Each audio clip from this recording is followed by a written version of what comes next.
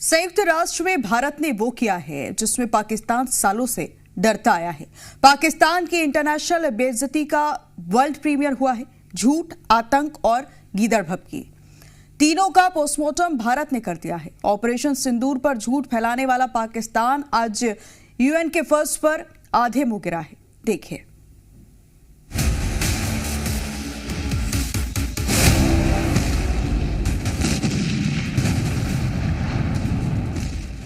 UN में गिड़गिड़ाया पाकिस्तान, भारत ने बखिया उधेड़ दी।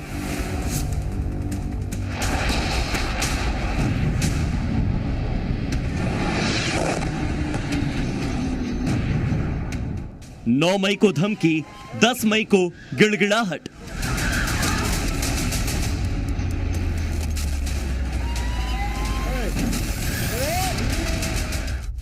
इस चेहरे को गौर से देखिए। ये संयुक्त राष्ट्र की सुरक्षा परिषद में भारत के स्थायी प्रतिनिधि पर्वतनेनी हरीश है। इन्होंने ही यूएन के मंच से पाकिस्तान की आतंक की फैक्ट्री पर रेड डाली है। ऑपरेशन सिंदूर के दौरान पाकिस्तान दावा कर रहा था कि वो मजबूत है, वो न्यू नॉर्मल सेट कर रहा है, लेकिन भारत ने ऑफिशियल रिकॉर्ड पर रख दिया कि 10 मई को पाकिस्तानी सेना ने भारत को फोन किया और लड़ाई रोकने की भीख मांगी। I now respond to the comments of the representative of Pakistan, an elected member of the Security Council, which has a single point agenda to harm my country and my people. He has advanced a false and self-serving account of Operation Sindoor in May last year. The facts on this matter are clear. Pakistan-sponsored terrorists killed 26 innocent civilians in a brutal attack in Pahalgam in April 2025. 9 मई तक जो पाकिस्तान धमकियां दे रहा था, 10 मई को वही Pakistan phone पर कांप रहा था। Till 9th of May, Pakistan was threatening more attacks on India. But on the 10th of May, the Pakistani military called our military directly and pleaded for a cessation to the fighting. The destruction caused to multiple Pakistani air bases by the Indian operation, including images of destroyed runways and burnt-out hangars, are in the public domain. Bharat ने पाकिस्तान को आईना दिखाते हुए सिंधु जल संधि पर भी दो टूक बात की।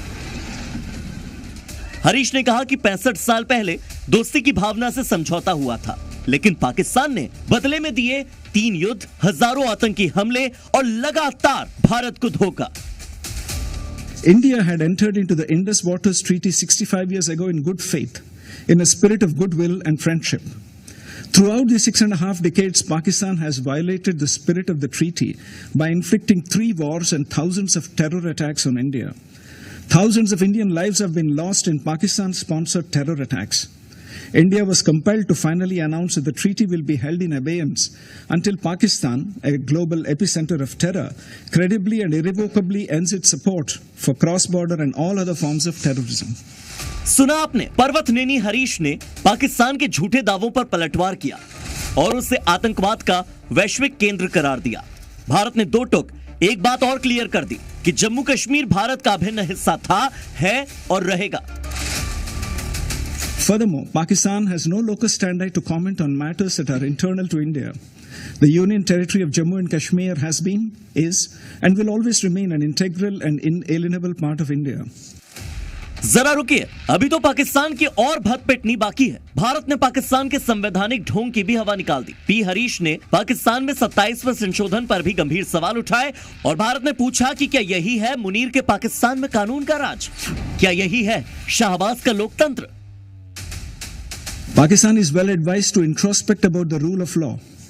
It could start by asking itself how it has let its armed forces engineer a constitutional coup through the 27th Amendment and giving lifetime immunity to its Chief of Defence Forces.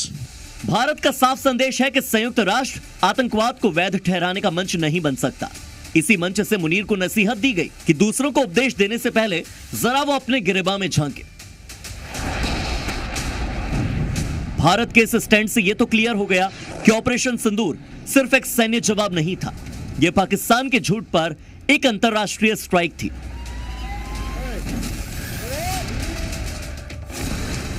और भविष्य में भी आतंकिस्तान जितना झूठ बोलेगा, भारत उतना ही खुलकर सच बोलेगा और पाकिस्तान की पोल खोलेगा।